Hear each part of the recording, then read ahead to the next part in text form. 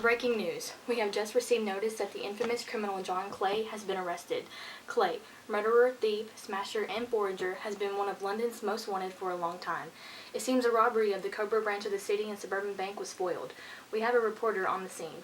We now take you to the scene of the intended crime. Good evening. Kinsey Knight reporting at the Cobra branch of the City and Suburban Bank. Shortly after 10 tonight, a group of 4 men captured John Clay and his accomplice. The two attempted to rob the bank of its £30,000 the bank recently borrowed from France. Here is Mr. Merriweather, director of the bank. Mr. Merriweather, what happened here tonight? I was approached tonight by Mr. Sherlock Holmes. He asked that I join him in what I thought would be a wild goose chase.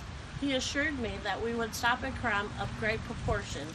I did not wish to give up my rubber for this, but Mr. Holmes assured me I would be pleased with the outcome. This was the first time in 27 years that I have not had my rubber on Saturday night. Exactly what was your role in the capture of Clay? We were joined by Dr. Watson, friend of Holmes, and Mr. Jones of the Scotland Yard. With my help, we entered into the cellar and vault of the bank. There, I was told that I had to be very quiet after striking my stick upon the flags that lined the floor. It sounded hollow. Mr. Holmes also extinguished all light. The 4 of us sat in the dark for quite some time. This sounds interesting indeed. I see Mr. Jones approaching. Mr. Jones, could I have a minute of your time? Good evening. I would be glad to explain my part in this adventure. I also was asked by Sherlock Holmes to come to the bank vault tonight in hopes of capture of the criminal I have pursued for years. Mr. Holmes said I would lay hands upon the one man that had eluded me for too long. I assured Mr. Merriweather that we could place confidence in Mr. Holmes' ability to catch this man. I had confidence in Mr. Holmes' ability once or twice, as in the Sholto murder and the Agra treasure. He has been more nearly correct than the Yard. That is very interesting. Is there anything else you would like to add? Holmes had a complete plan. He instructed me to have 3 of my men placed at the entrance to the pawnbroker's house on Saxe-Coburg Square. That was the only way out of the vault tunnel. The man apprehended Clay's accomplice as he tried to flee. Clay himself complimented Holmes on having such a complete plan. That is very interesting, Mr. Jones. I do believe Dr. Watson was also among the group in the vault. Is that correct? Yes, he was the 4th member of the group. Thank you for your time, Mr. Jones. It appears Sherlock Holmes has now left the bank vault. I will try to talk with him. Mr. Holmes, can I speak with you? May I have a minute of your time, sir? Miss Knight, I would be able to speak with you. Mr. Holmes, the entire city thanks you for your work here tonight. How well did you know Clay would try to rob the bank vault tonight? This is a long story. If I might flash back to early Saturday morning when Jabez Wilson came to me with an intriguing tale. He has been good enough to call on this morning to begin a narrative which promises to be one of the most singular I have heard in a long time. Mr. Wilson, please continue your narrative. It appears to be unique from any I've heard before. Well, it all began with an advertisement, and I have it right here. Show you.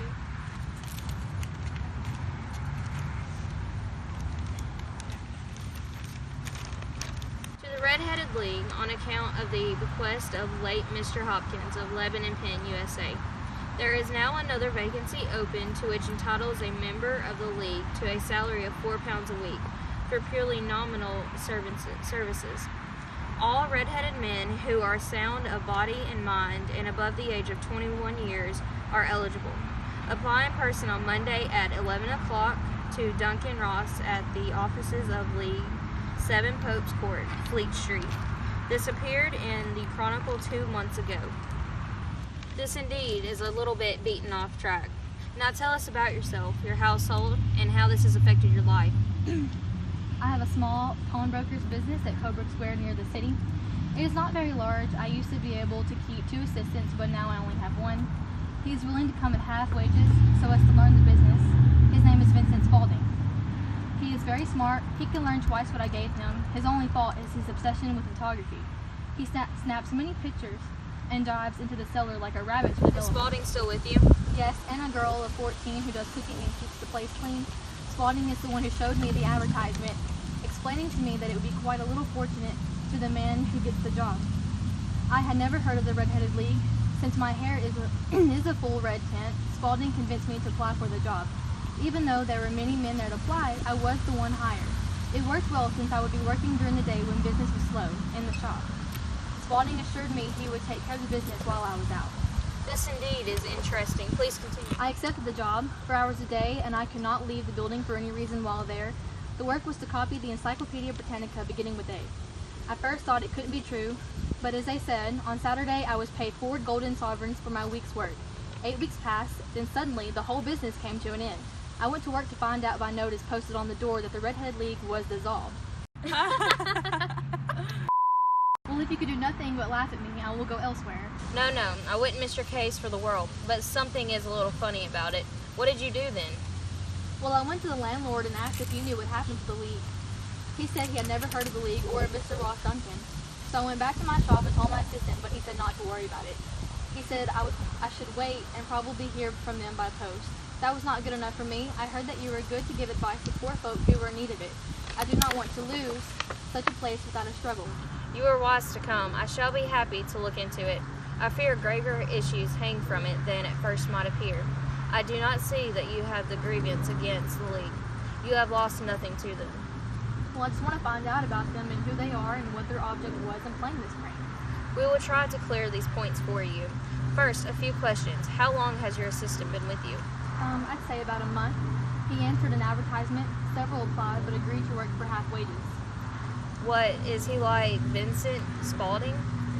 Small, stout-built, no hair on his face, though he is not short of 30. He has a white splash of acid on his forehead.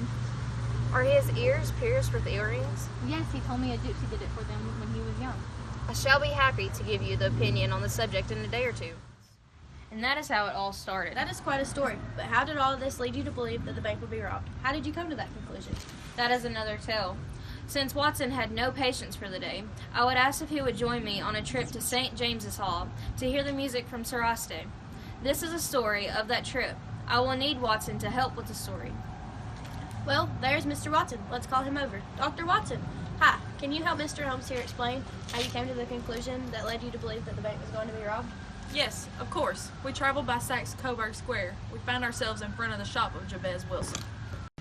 I thumped on the pavement in front of the shop with my stick 2 or 3 times. I then went to the door and knocked. A young man, who I'm assumed to be Spaulding, opened the door and invited me in. I replied I only needed directions to the stand. He answered, and our business was done. I thought Holmes wanted to see the young man's face. He answered that he wanted not to see his face, but his knees, a puzzle to me. I asked Holmes why he beat the pavement and looked at Spaulding's knees. I told Watson that this was a time for observations, not for talk. We are spies in an enemy's country. We know something of the square. Now let us explore the paths which lie behind it. Connected to that square was one of the main arteries of the city. On the street adjacent to Coburg was a street of fine shops and stately businesses. One of the businesses was the City and Suburban Bank. Holmes said our visit was complete and we could now go and enjoy some much-needed downtime. I asked Watson to meet me back at my place at 10 and be prepared to accompany me on business tonight. He was to bring his revolver in case it was needed. That was when we met up with Jones and Merriweather, and this is the rest is history. You still haven't explained how you knew the bank would be broken into tonight. Would you give us clues that caused you to make that conclusion? It was obvious that the purpose of the Redheaded League was merely to get Mr. Wilson out of the way for several hours every day.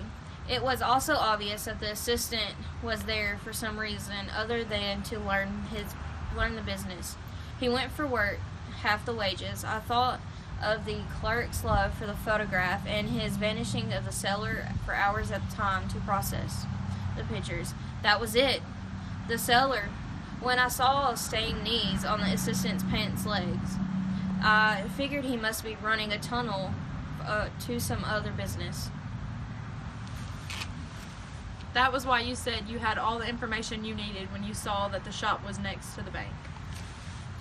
When they closed the League office, I knew the tunnel was complete.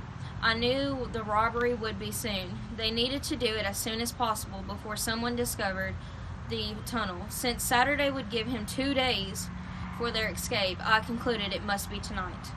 Thank you, Mr. Holmes. You found the clues and put them together so beautifully.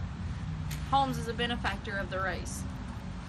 Well, perhaps, after all, it is some of the little use. As Gustave Flaubert wrote to George Sand, the man is nothing, the work is it all. Well, once again, thank you, Holmes, for watching The Criminal. Everyone will be happy to have them off the streets and feel safe again. Now back to you, Maggie. Thank you, Miss Knight. Well, there you have it, folks. Mr. Sherlock Holmes cracked another case.